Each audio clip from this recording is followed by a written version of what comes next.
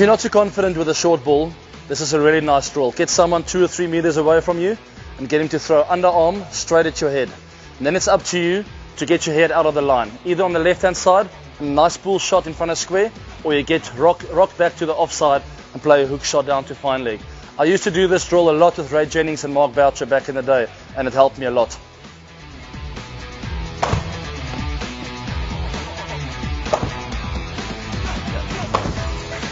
And across.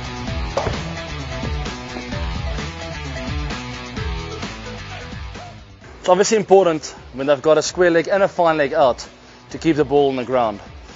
The further the ball goes outside of your eye line, the harder it is to keep it down. So you really have to get onto your toes and make sure you roll over.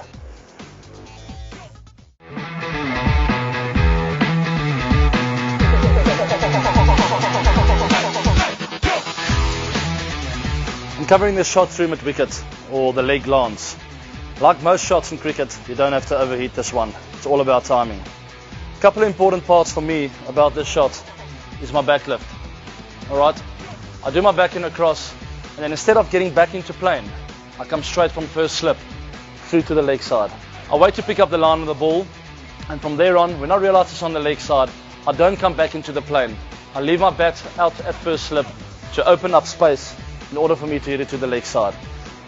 I get the left leg out of the way, or I pull it back slightly the minute I pick up the line of the ball. When I realize it's on the leg side, I pull it out of the way in order for me to create space for my arms to come through on the leg side. If I get too big a stride in, I'll cramp myself and I'll probably get it out to LBW if that line is on leg stump, because then there's no room for your arms to come through and to time that leg lance through the leg side. When I pull my foot back in order for me to create some space for my arms, it's very important not to lose my balance. Most players around the world lose their balance to the offside and therefore lose a lot of power and timing down to the leg side. Then you'll find a lot of balls go down to fine leg and not through mid-wicket where it should be penetrating. If you get your leg back, make sure your balance still goes towards that pitch map that I spoke about in the previous episode, and you get it to drive through on the leg side. And what goes hand in hand with that when you pull your leg back is not to come across with your right leg. A lot of players around the world will hit the leg side shot and open themselves up by moving the right leg forward. You've got to keep that right leg intact in order for you to create a lot of power through the leg side and not to lose your balance. A lot of guys do that. Got it.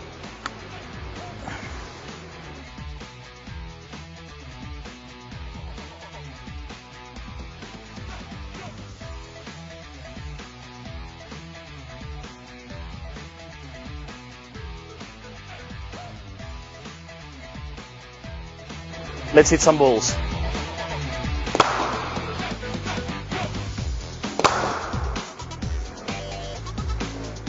Notice when I play this shot, I still stay in my box. In order for me to get a lot of power on the ball, you've got to play it nice and late. Never leave your box. Leading edges will come into play and you'll start missing the ball also onto your pads.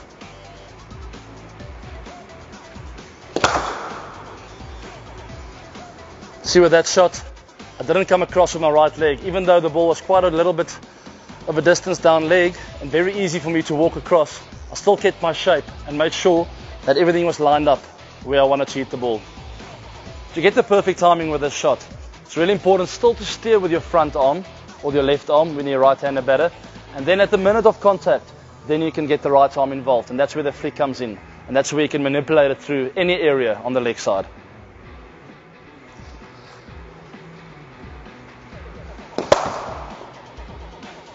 That was a good example of the right wrist doing a lot of work. Because the pitch of the ball was a little bit shorter, I couldn't go for too long with my left arm, otherwise I would have left the box. So it was really important for me to go nice and late and then let the right wrist do the work and work it down to the leg side.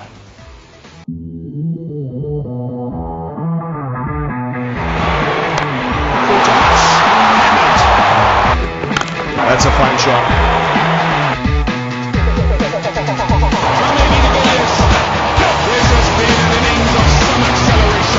It took a bit of time, and I mean, watching myself for years on TV and some of my highlights, realizing when you time the ball better and when not, I sort of come up with a bit of a rhythm with my bat, jumping it up and down, And then at the point of release, with my trigger, I drop my hands, try and drop my bats and hands a little bit in order for it to go up again. It just feels natural for something to go down and then up. Instead of keeping it there the whole time, I feel a bit static. I've tried it before.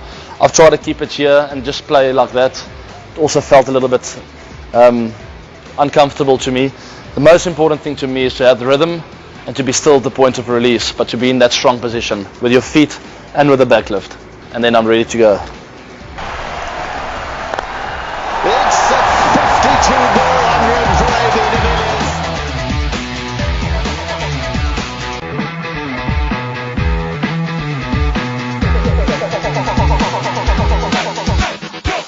So I'll take my stance, which is normally about shoulder width apart.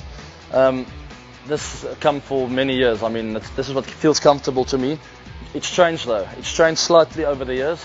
A little bit bigger, a little bit wider, a little bit lower. Lots of things have changed. My left foot's been open before, it's been closed before. And there's nothing wrong with that. There's no right and wrong. As long as I feel comfortable at that specific day and confident that I'm prepared. So the day before, I'll hit a couple of balls. I won't hit it too well. I'll try and open my foot a little bit, keep the shoulder nice and square. I'll close it a bit until I hit the ball well. I'll walk out in the middle the next day and I'm ready to go. It might still not feel comfortable and I'll tweak again, and it's okay to tweak in the middle of the game. There's no right way. You don't have to stay the same throughout the game. You can change as long as you have made the decision and you don't have any doubt in your mind. That's the most important thing to me. So once I'm comfortable with my stance the day before the game, you tend to get different wickets wherever you go across the world. I'm talking about subcontinent wickets, wickets in Australia, wickets in South Africa. I like to go to the subcontinent with a much lower stance. I feel because the ball's so slow and it gets a little bit of slow tennis bally bounce, you have to drive low through the ball. The minute you're upright there, like I like to be in Australia and South Africa, you tend to hit the ball in the air much more often.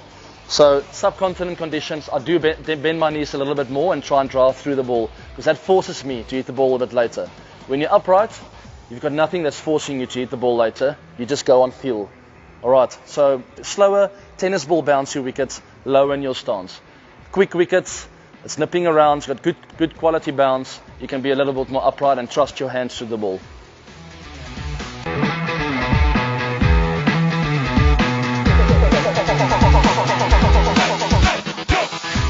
It's important to play everything under your eyes, not to let it go out of the box. I always talk about a little box that's around me. I don't want any part of my bat, feet, head, nothing to leave this box. Everything must happen in this box because that's where I have all my power, right here in this box. Everything to be played right here.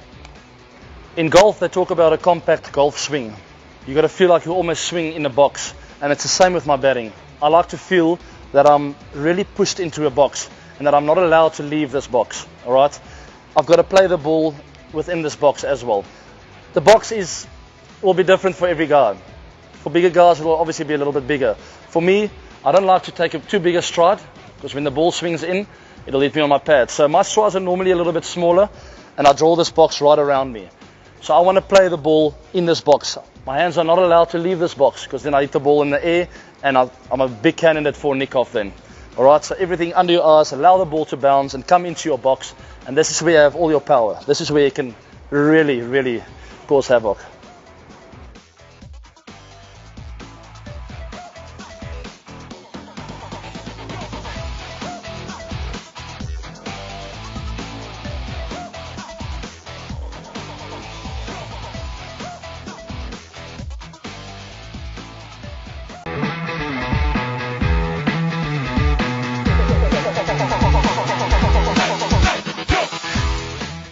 The basics of a defensive block, a late defensive block, very similar to that of a cover drive. Obviously cover drive, you're looking to score some runs, you're looking to get 2, 3 or 4, but the basics stay the same. Alright, I spoke about the box earlier. You still got to stay in that box. You still got to have that nice high elbow. You still got to hit the ball late. The only difference is you're leaning into it a bit more, with more body weight, looking to score some runs. If you play it early, you're a big candidate of nicking it off and you might hit it in the air. Playing the cover drive, a lot of people will say it's a textbook shot, but to me it still comes with a lot of instinct. It's all about picking up the length as early as possible. Alright, the difference between a defensive block and a cover drive is so small. I mean, it's a matter of inches and you've got a cover drive. a couple of inches shorter than that, and you've got to play the late defensive block. So the positions are very similar. You've just got to pick up that length as early as possible. Notice how I lead with my head. Alright, it's very important not to hang back with your head, because then you will leave the box with your hands. Your head and your hands have got to go together in order for you to stay in your box, and in order for you to play that ball nice and late. If you face the first ball of an innings and it's in half volley, you've got to trust your instinct and play your cover drive or your straight drive. But to me, more often than not, 9 out of 10 times, you have to earn the right to play your cover drive. What I mean by earning the right is really assessing the conditions, understanding the flow of the game, and reading what the bowlers are trying to do. You can't just come in when a bowler's in top form and just think that you're going to get cover drives all along. You've got to earn the right. You've got to play the defensive stroke and play it nice and late. Stay in your box. And when that moment comes around, when you get that sniff, the cover drive will be all yours.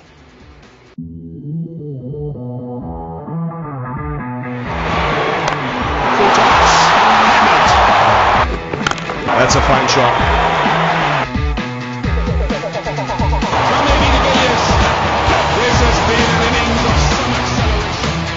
This is cricket yard. The grip's an important part of the game. This is how I do it. Alright, so to get pretty technical, which I don't like to do normally, but it's important to get technical with the grip, because if your grip's not right, you're gonna have to be an exceptional player to succeed. So if you make a little V with your hand, with your thumb and your index finger, and you run it down the left side of this bat, you come up to more or less this angle here on the grip. That's where I like to have my V of my left hand.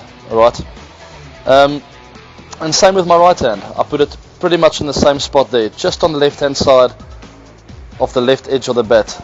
Alright, if I get the V's right, just on the left there of the middle of the top of the grip, I sort of just grip it then.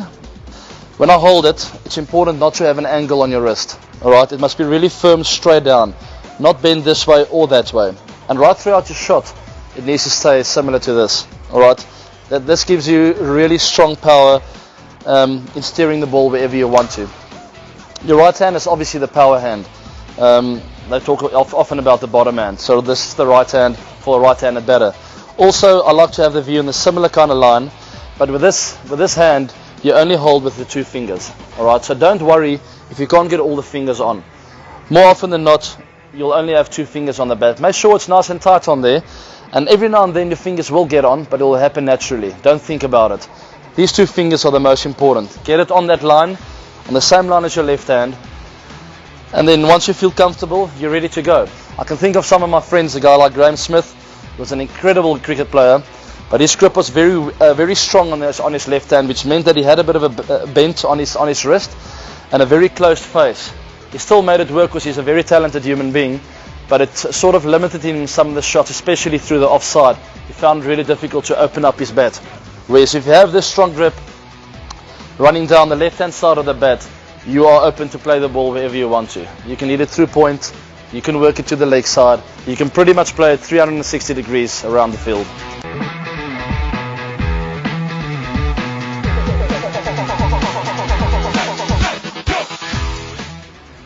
In a very funny way, the pull shot and the late defensive shot goes hand in hand.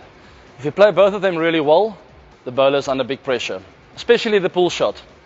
I use the pull shot to put pressure on the bowler. Once I master that shot and I've got a good late defensive stroke, the bowler has got a long day ahead of him. Technically with the pull shot, to start off with, the stance. So I do my normal back and across trigger. Now very important for me, and mentally for the bowler, against the bowler as well, is your next movement to be going forward. So I like to do the back and across, be really still. When I see it short, I do a little press with my front foot in order for me to really get my momentum moving forward. And from there on, I rock back with my back foot, going across a little bit, and to get into good position to play the pull shot. Notice how I use my back foot to really stabilize myself and to get into strong position. When you're not into a good position, you will tend to commit yourself to the shot and you won't be able to pull out when there's a bit of bounce. When I'm in a solid position with my feet, there's always time to pull out of the shot when there's a little bit of bounce and when it's getting too steep on you. To really free up my arms, it's important for the ball not to be in line with my head. Just outside, so I can free up my arms on the offside, or just outside the leg side, so I can play a hook shot down to fine leg.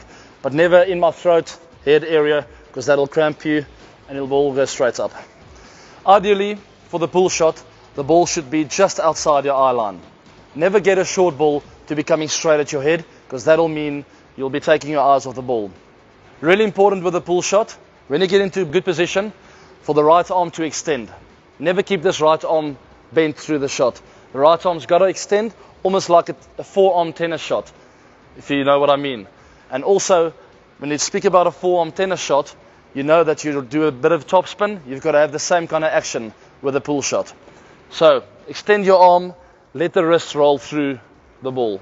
It's really important to rock forward first, in order for you to get into a good solid position with your front foot. From there on, the pull shot's very instinctive. You get a bit of stability on your back foot and you let your arms just flow through the ball. Remember, right arm has got to extend a bit. I extend my right arm as much as possible in order for me to get the ball nice and in front of square. It's obviously important when they've got a square leg and a fine leg out to keep the ball on the ground. The further the ball goes outside your eye line, the harder it is to keep it down. So you really have to get onto your toes and make sure you roll over. To me, playing the short ball or the pull shot is an instinctive shot. So there's already a lot of power involved. There's no need to overhit it. I always just try and time it and make sure I place it in good areas. And when the time is right and you're in a good position, you can always go for the big one.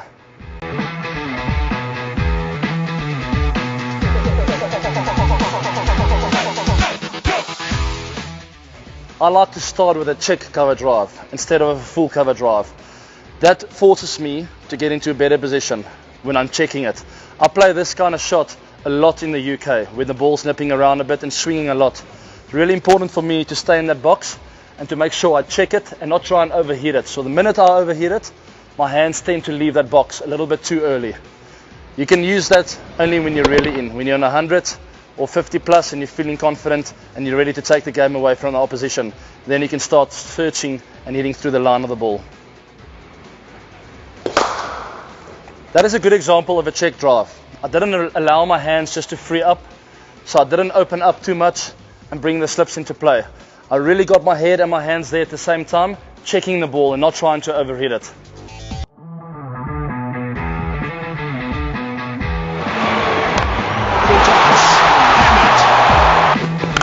That's a fine shot.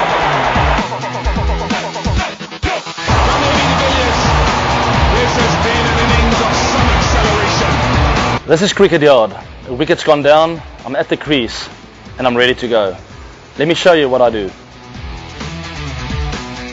Pretty nervous, but it's important not to show weakness. I'm well prepared. I know that my body language is important. I know to watch the ball is important and I know exactly what to do. But I'm still nervous and I can feel it. But it's important not to show them, the opposition, the bowler, the wicketkeeper, the captain. They're not allowed to see any sort of weakness. So every movement I make, even if it's just taking my guard, it's got to be confident, strong body language. I make my mark and I'm ready to bat. I make eye contact with my opposition because today I'm going to dominate. Before I face my first ball, the nerves are always running high. Some guys might come and chirp me, try and get me off my game. But it's important for me to take it as a compliment because I know that they know if they don't get me out, I'm going to win the game. So remember, AB, self-confidence, good body language, watch the ball and dominate this cricket game.